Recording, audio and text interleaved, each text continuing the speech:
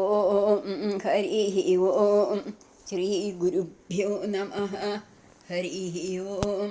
പ്രിയപ്പെട്ടവരെ, ഇന്ന് 9-ാം ദശകത്തിലെ 4, 5, 6 ശ്ലോകങ്ങൾ നോക്കാം. തതഃ സകലനാളിക വിവരമാർഗോ മാർഗയൻ. തതഃ സകലനാളിക വിവരമാർഗോ മാർഗയൻ പ്രയസ്യ ശതവത്സരം കിമപി നൈവ സംദൃഷ്ടവാൻ.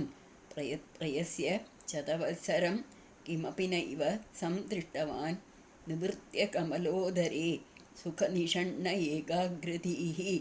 നിവൃത്യ കമലോദരേ സുഖനിഷണ്ണ ഏകാഗ്രധീഃ സമാധിബലമാധതേ ഭവദനുഗ്രഹൈകാഗ്രഹീ.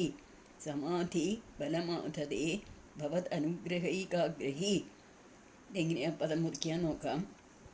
തതഃ സകലനാളിക വിവരമാർഗോ മാർഗയൻ പ്രയസ്യ ശതവത്സരം കിമപി നൈവ സംദൃഷ്ടവാൻ നിവൃത്യ കമലോദരേ സുഖനിഷണ്ണ ഏകാഗ്രധീഃ സമാധിബലം ആധതേ. അവിടെ മാത്രം സമാധിബലമാധതേ എന്നുള്ളത്. സമാധിബലം ആധതേ ഭവദനുഗ്രഹൈകാഗ്രഹി. എല്ലാം ഒരേ പദങ്ങൾ തന്നെയാണ്. ഇവിടെ പദം മുറിക്കാനൊന്നുമില്ല. ഇതിൻ്റെ അർത്ഥം നോക്കാം. അനന്തരം ആ പത്മജൻ താമരത്തണ്ടിൻ്റെ സകലദ്വാരങ്ങൾ വഴിക്കും പോയി അന്വേഷിച്ചിട്ടും സകല നാളിക വിവരമാർഗ. നാളിക പറഞ്ഞാൽ താമരത്തണ്ട്. ശതവത്സരം പ്രയസ്യ ബഹുസംവത്സരക്കാലം പ്രയാസപ്പെട്ടിട്ടും കിമപിന ഏവം സന്ദൃഷ്ടവാൻ ഒന്നും തന്നെ കാണുകയുണ്ടായില്ല. നിവൃത്യ കമലോദരേ സുഖനിഷണ്ണ. എന്നിട്ട് പിൻമടങ്ങി താമരപ്പൂവിനുള്ളിൽ സുഖമായി സ്ഥിതിയുറപ്പിച്ച് കമലോദരേ താമരപ്പൂവിൻ്റെ ഉള്ളിൽ ഏകാഗ്രതീഃ ഭവദനുഗ്രഹൈകാഗ്രഹീ. ബുദ്ധിയെ ഏകാഗ്രമാക്കി അവിടുത്തെ അനുഗ്രഹത്തെ മാത്രം ആഗ്രഹിച്ചുകൊണ്ട് സമാധിബലം ആധതേ. സമാധി, ഉറച്ച സമാധിയെ കൈക്കൊണ്ടു. കഴിഞ്ഞ ശ്ലോകത്തിൽ പറഞ്ഞു, ബ്രഹ്മാവ് അതിമനോഹരമായിട്ടുള്ള ഈ താമരപ്പൂ ഇടുന്നുണ്ടായി, ഞാനെങ്ങനെ അതിൻ്റെ ഉള്ളിൽ വന്നത് ഒക്കെ ആലോചിച്ച് അവസാനം ഇതിനൊരാശ്രയം ഉണ്ടാവും എന്നുള്ള ആ ബുദ്ധി സാമർഥ്യമുള്ള അദ്ദേഹം തൻ്റെ യോഗശക്തി കൊണ്ട് താമരത്തണ്ടിൻ്റെ സുഷിരങ്ങൾ വഴി കീഴ്പോട്ടിറങ്ങി. പക്ഷേ ആ താമരത്തണ്ടിൻ്റെ ഉള്ളിൽ പോയിട്ടും ഒന്നും കാണാൻ സാധിച്ചില്ല. അദ്ദേഹം മടങ്ങി വന്ന് ആ താമരപ്പൂവിൽ തന്നെ സമാധി ഉറച്ച് ഇരുന്നു. ഇനി നമുക്ക് ട്യൂണിൽ വായിക്കാം. തതഃ സകലനാളിക വിവരമാർഗോ മാർഗയൻ. തതഃ സകലനാളിക വിവരമാർഗോ മാർഗയൻ പ്രയസ്യ ശതവത്സരം കിമപി നൈവ സംദൃഷ്ടവാൻ. പ്രയസ്യ ശതവത്സരം കിമപി നൈവ സംദൃഷ്ടവാൻ നിവൃത്യ കമലോദരേ സുഖനിഷണ്ണ ഏകാഗ്രധീഃ. നിവൃത്യ കമലോദരേ സുഖനിഷണ്ണ ഏകാഗ്രധീഃ സമാധിബലമാധതേ ഭവദനുഗ്രഹൈകാഗ്രഹീ. സമാധിബലം ആധതേ ഭവദനുഗ്രഹൈകാഗ്രഹീ. 5-ാമത്തെ ശ്ലോകം. ശതേന പരിവത്സരൈ ദൃഢസമാധി ബന്ധോല്ലസത്. ശതേന പരിവത്സരൈ ദൃഢസമാധി ബന്ധോല്ലസത് പ്രബോധ വിശദീകൃതഃ സ ഖലു പദ്മിനീസംഭവഃ. പ്രബോധ വിശദീകൃതഃ സ ഖലു പദ്മിനീസംഭവഃ. അദൃഷ്ടചരം അദ്ഭുതം തവ ഹി രൂപം അന്തർദൃശ. അദൃഷ്ടചരമദ്ഭുതം തവ ഹി രൂപം അന്തർദൃശ വിചഷ്ടപരിതുഷ്ടധീഃ ഭുജഗഭോഗഭാഗാശ്രയം. വിചഷ്ടപരിതുഷ്ടധീർ ഭുജഗഭോഗഭാഗാശ്രയം. ഇങ്ങനെ പദം മുറിക്കാൻ നോക്കാം. ശതേന പരിവത്സരൈർ എന്ന് പറയാം, പരിവത്സരൈഹി അങ്ങനെയും പറയാം. ശതേന പരിവത്സരൈർ ദൃഢസമാധിബന്ധോല്ലസത് പ്രബോധ വിശദീകൃതഃ സ ഖലു പദ്മിനീസംഭവഃ. അദൃഷ്ടചരമദ്ഭുതം തവ ഹി രൂപം അന്തർദൃശ. അങ്ങനെയാണ് രൂപം അന്തർദൃശ എന്ന് കൊടുത്തിരിക്കുന്നത്. രൂപം അന്തർദൃശ വ്യചഷ്ട പരിതുഷ്ടധീർ ഭുജഗ ഭോഗ ഭാഗാശ്രയം. ഇതിലും അധികം പദമൊന്നും മുറിക്കാനില്ല. ഇനി അർത്ഥം നോക്കാം. സ പത്മിനി സംഭവ ഖലു ശതേന പരിവത്സരൈഹി. ആ പത്മജൻ, പത്മിനി സംഭവൻ പത്മജൻ. പത്മം എന്ന് പറഞ്ഞ താമര, അതിൽ ജനിച്ചവൻ ബ്രഹ്മാവ്. പത്മജനാകട്ടെ 100 ദിവ്യ സംവത്സരം കൊണ്ട് ദൃഢസമാധി ബന്ധോല്ലസത് പ്രബോധ വിശദീകൃത. ഉറച്ച സമാധിയെ ധരിച്ചതിനാൽ ജ്ഞാനം തെളിഞ്ഞ് മനോമാലിന്യമെല്ലാം ഇട്ടവനായി തീർന്ന് പരിതുഷ്ടതീഹി ആനന്ദ നിറഞ്ഞ അന്തരംഗത്തോടെ അദൃഷ്ടചരം അദ്ഭുതം ഭുജഗഭോഗാശ്രയം തവ രൂപം. മുമ്പ് കണ്ടിട്ടില്ലാത്തതും ആശ്ചര്യത്തിന് കാരണമായതുമായ ആദിശേഷൻ എന്ന നാഗശ്രേഷ്ഠൻ്റെ ശരീരത്തിൻ്റെ ഒരു ഭാഗത്തെ ആശ്രയിച്ചു കൊണ്ടുള്ളതുമായ അവിടുത്തെ ആ തിരുവുടൽ അന്തർദൃശ വിജഷ്ടഹി ദിവ്യദൃഷ്ടിയാൽ ദർശിക്കുക തന്നെ ചെയ്തു. ഇവിടെ ഭഗവാനെ ഇതിൻ്റെ താമരയുടെ അടിസ്ഥാനം എന്താണെന്നാണ് ബ്രഹ്മാവിനാദ്യം സംശയം വന്നത്. അതിനുവേണ്ടി അദ്ദേഹം അന്വേഷിച്ചു. പുറത്തന്വേഷിച്ചപ്പോൾ കിട്ടിയില്ല. സമാധിയിലിരുന്നപ്പോൾ അകത്ത് ഭഗവാന്റെ ദിവ്യരൂപം കാണാൻ അദ്ദേഹത്തിന് സാധിച്ചു. ഇതിൽ കൂടെ നമ്മളൊന്ന് പഠിപ്പിക്കുകയാണ്. നിങ്ങളെന്തുപോലെ അകത്ത് നോക്കണം, പുറത്ത് നോക്കിയാൽ കാണാൻ പറ്റില്ല. ലളിതാ സഹസ്രനാമത്തിൽ ഒരു നാമമുണ്ടല്ലോ, അന്തർമുഖ സമാരാധ്യ ബഹിർമുഖ സുദുർലഭ എന്ന് പറഞ്ഞിട്ട്. അപ്പോൾ ഭഗവാനെ കിട്ടണമെങ്കിൽ നമ്മൾ അന്തർമുഖമാകണം. അന്തർമുഖമാകണമെങ്കിലോ സമാധി പരിശീലിക്കണം, ഏകാഗ്ര മനസ്സ് വേണം എന്നാണ് ഇതിൽ കൂടെ നമുക്ക് പറഞ്ഞു തരുന്നത്. ഇനി നമുക്കിത് ട്യൂണിലൊന്ന് വായിക്കാം. ചതേന പരിവത്സരേർ ദൃഢസമാധിബന്ധോല്ലസത് പ്രബോധ വിശദീകൃതഃ സ ഖലു പത്മിനി സംഭവഃ. ചതേന പരിവത്സരേർ ദൃഢസമാധിബന്ധോല്ലസത് പ്രബോധ വിശദീകൃതഃ സ ഖലു പത്മിനി സംഭവഃ. അദൃഷ്ടചരമദ്ഭുതം തവ ഹി രൂപം അന്തർദൃശ. അദൃഷ്ടചരമദ്ഭുതം തവ ഹി രൂപം അന്തർദൃശ. വ്യജഷ്ടപരിതുഷ്ടധീർ ഭുജഗഭോഗഭാഗാശ്രയം. വ്യജഷ്ടപരിതുഷ്ടധീർ ഭുജഗഭോഗഭാഗാശ്രയം. ഇനി 6ാമത്തെ ശ്ലോകം. കിരീട മകുടോല്ലസത് കടകഹാരകേയൂരയുങ്. കിരീട കടകോല്ലസത് കടകഹാരകേയൂരയുങ്. മണിസ്ഫുരിതമേഖലം സുപരിവീത പീതാംബരം. മണിസ്ഫുരിതമേഖലം സുപരിവീത പീതാംബരം. കലായ കുസുമപ്രഭം ഗളതലോല്ലസത്കൗസ്തുഭം. കലായ കുസുമപ്രഭം ഗളതലോല്ലസത്കൗസ്തുഭം. വപുസ്തതൈ ഭാവയേ കമലജന്മനേ ദർശിതം. വപുസ്തതൈ ഭാവയേ കമലജന്മനേ ദർശിതം. ഇനി ഇത് എങ്ങനെയാ പദം മുറിക്കാം എന്ന് നോക്കാം. കിരീട മകുടോല്ലസത് കടകഹാരകേയൂരയും. മണിസ്ഫുരിതമേഖലം സുപരിവീത പീതാംബരം. കലായ കുസുമപ്രഭം ഗളതലോല്ലസത്കൗസ്തുഭം. വപുഃ തദൈ ഭാവയേ. വപുസ്തതൈ ഉണ്ട്. വപുഃ തദൈ ഭാവയേ കമലജന്മനേ ദർശിതം. ഇനി ഇതിൻ്റെ അർത്ഥം നോക്കാം. കിരീട മകുടോല്ലസത്, കിരീടവും മകുടവും അണിഞ്ഞു തിളങ്ങുന്നതും. കടകഹാരകേയൂരയും, വളകൾ മുത്തുമാലകൾ തോൾവളകൾ ഇവയോടുകൂടിയതും.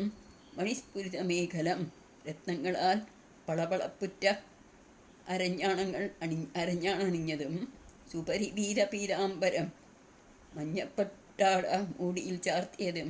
കലായ കുസുമപ്രഭം, കാശാം പൂക്കളുടേതായ കാന്തിയുള്ളതും. ഗളതലോലസത്കൗസ്തുഭം, കണ്ഠപ്രദേശത്ത് കൗസ്തുഭരത്നം മിന്നിത്തിളങ്ങുന്നതുമായ. കമലജന്മനെ ദർശിതം മയി, പത്മജന് കാട്ടിക്കൊടുത്ത അവിടുത്തെ ആ തതുവപുഭാവയെ, ആ തിരുവുടലിനെ ഞാൻ ധ്യാനിച്ചു കൊള്ളുന്നു എന്നാണ് ഭട്ടതിരിപ്പാട് പറയുന്നത്. എപ്രകാരമാണോ അതിമനോഹരമായിട്ടുള്ള രൂപം ബ്രഹ്മാവ് കണ്ടത്, ആ രൂപത്തെ ഞാൻ ധ്യാനിക്കുന്നു എന്ന് പറയുമ്പോൾ വാസ്തവത്തിൽ ഭട്ടതിരിപ്പാടും തൻ്റെ ആ മനസ്സാകുന്ന കണ്ണാടിയിൽ ഭഗവാന്റെ ഈ ദിവ്യരൂപം തീർച്ചയായിട്ടും കണ്ടിട്ടുണ്ടാവണം. അല്ലെങ്കിൽ ഇങ്ങനെ പറയാൻ പറ്റില്ല, നമുക്കൊന്നും പറയാൻ പറ്റുന്നില്ലല്ലോ. നമ്മൾ എത്രയോ ഭഗവാന്റെ ഫോട്ടോ നോക്കുന്നുണ്ട്, വിഗ്രഹം നോക്കുന്നുണ്ട്, പക്ഷെ നമ്മുടെ ഉള്ളിൽ പ്രകാശിക്കുന്നില്ല. ബ്രഹ്മാവിൻ്റെ ഉള്ളിൽ പ്രകാശിച്ച് ബ്രഹ്മാവിന് കാട്ടിക്കൊടുത്തു ഭഗവാൻ. ഭട്ടതിരിയുടെ ഉള്ളിൽ പ്രകാശിച്ചുവല്ലോ. അപ്പം അദ്ദേഹം അത്ര കണ്ട് ആഗ്രഹത്തോടുകൂടി ആശയോടുകൂടി ആണ് ഭഗവാനെ ദർശിക്കാൻ കാത്തുകൊണ്ടിരുന്നത്. അതുകൊണ്ടാണല്ലോ ഇങ്ങനെ വർണ്ണിക്കാൻ തന്നെ കാരണം. ഇനി നമുക്ക് ഇത് ചൊല്ലി നോക്കാം.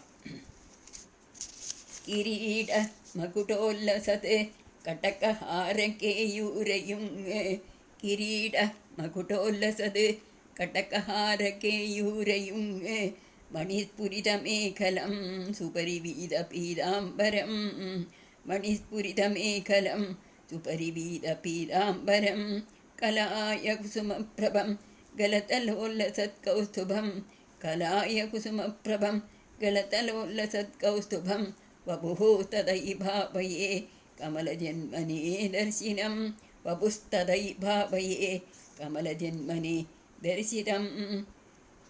ഇനി 7ാമത്തെ ശ്ലോകം കൂടി നോക്കാം. ശ്രുതി പ്രകരദർശിത പ്രചുര വൈഭവ ശ്രീപദേ ശ്രുതി പ്രകരദർശിത പ്രചുര വൈഭവ ശ്രീപദേ ഹരേ ജയ ജയ പ്രഭോ പദമുപൈഷി ദിഷ്ട്യാദൃശോ ഹരേ ജയ ജയ പ്രഭോ പദമുപൈഷി ദിഷ്ട്യാദൃശോഃ കുരുഷ്വ ധിയം ആശു മേ ഭുവൻ നിർമ്മിതൗ കർമ്മഠാമിതി കുരുഷ്വ ധിയം ആശു മേ ഭുവന നിർമ്മിതൗ കർമ്മഠാം ഇതി ദ്രുഹിണവർണ്ണിത സ്വഗുണബംഹിമാ പാഹി മാം ദ്രുഹിണവർണ്ണിത സ്വഗുണബംഹിമാ പാഹി മാം. എങ്ങനെയാ പദം മുറിക്കാൻ നോക്കാം. ശ്രുതി പ്രകരദർശിത പ്രചുര വൈഭവ ശ്രീപദേ ഹരേ ജയ ജയ പ്രഭോ പദം ഉപൈഷി പദം ഉപൈഷി എന്നാണ്. പദം ഉപൈഷി ദിഷ്ട്യാദൃശോ കുരുഷ്വ ധിയം ആശു ധിയമാശു മേ ഭുവന നിർമ്മിതൗ കർമ്മഠാമിതി എന്നുണ്ട്. കർമ്മഠാം ഇതി വായിക്കാം. ഭുവന നിർമ്മിതൗ കർമ്മഠാം ഇതി ദുഹിണവർണ്ണിത സ്വഗുണബംഹിമാ പാഹിമാം. ഇതിൻ്റെ അർത്ഥം നോക്കാം നമുക്ക്. ശ്രുതി പ്രകരദർശിത പ്രചുര വൈഭവ.